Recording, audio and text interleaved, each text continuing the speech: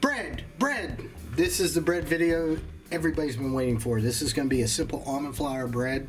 It's going to be modified a little bit from the bread recipe on Headbanger's Kitchen, which is a great YouTube channel.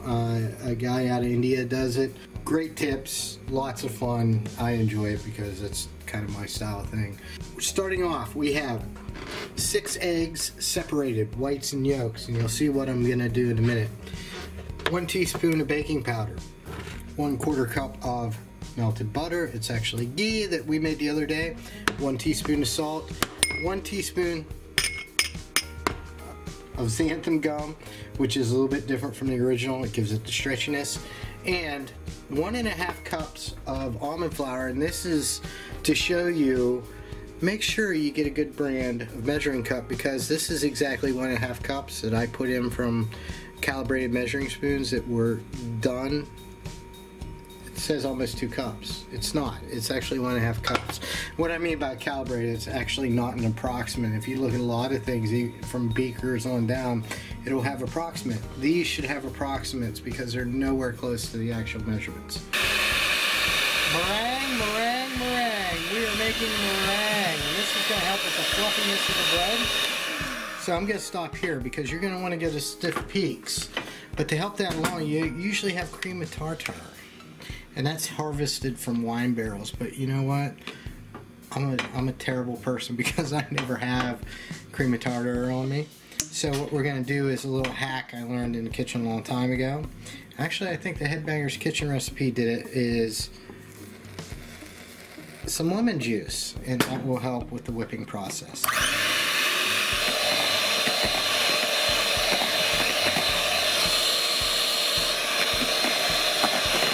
You have stiff peaks, and what I mean by stiff peaks is, stiff peaks, it's not going anywhere, right? So you have your basic meringue. Now, what's up next is, I'm going to take the big bowl because we're going to incorporate some more things in here. We are taking the 6 egg yolks. I'm going to get all the yolks in here. And I'm thinking about doing a condiment episode to teach you guys how to do real mayonnaise, you know. Mayonnaise is actually one of the 5 mother sauces, believe it or not. And what I mean by that is I'll give you a crash course in French cooking, okay? So what we're going to do is salt and yolks. And once again, we're going to beat this till it about doubles in volume. Next step is we're going to incorporate the rest of the dry team, because you're going to see that I'm not really going to have time to mix everything together. So in there we're going to do the baking powder and the xanthan gum. And the xanthan gum is going to give it a little bit of, it's going to make it flexible. And then we're going to put the melted clarified butter in there. You want to work some of that air in there before you do this step, or you're going to it's going to flatten out whenever you're trying to fold it in. The next thing we want to do is we want to sift the almond flour, because as you can see it can get rather lumpy. We don't want a lumpy mixture, do we? You want to do this in steps because you want your bread to have that light, fluffy, airy consistency of bread. We folded in the sifted almond flour into the egg mixture. So now we got these beautiful egg whites, and we're going to add them about a third at a time and fold them in. You're going to lose some volume. It's just going to happen, so don't get upset if you just lose it. So I'm going to go about a little over half. Look how beautiful that is on the inside. It's custard. So we're just going to fold this in. And what's going to happen, the more we fold, we're going to get a liquidy consistency starting to come back into the dough here.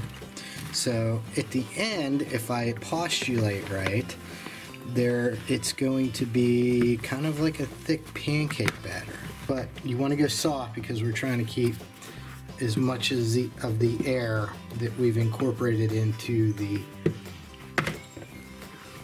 egg whites as possible. Now it's starting to loosen up quite a bit.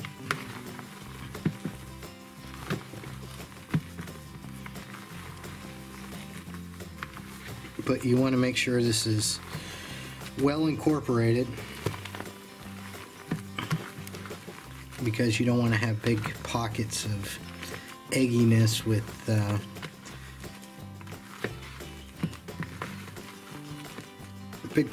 you don't want to have big pockets of egginess with just almond flour chunks, right? And you don't want to go rough, because you're going to work out all that air out of the mixture. As you can see there, it's like trying to break this up a little bit.